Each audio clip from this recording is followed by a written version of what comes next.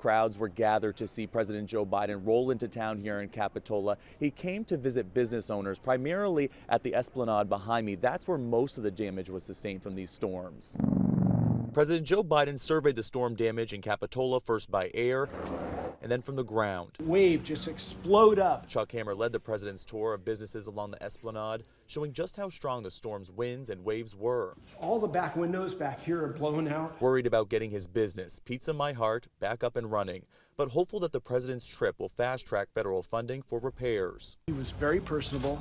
He truly wanted to hear the story of each one of the restaurant owners here. Hammer got his one-on-one, but even the crowds who only saw the president wave from a distance were excited about the visit. It was the second time Carla Vaughn got an experience like this.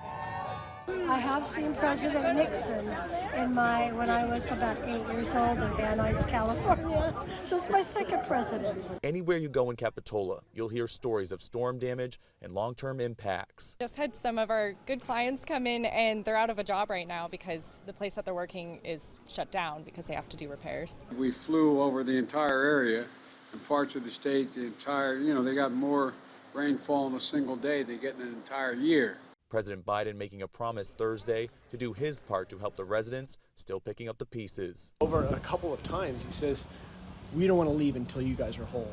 And he turned to Governor Newsom, he says, I'm giving him the money and he's going to make this happen for you.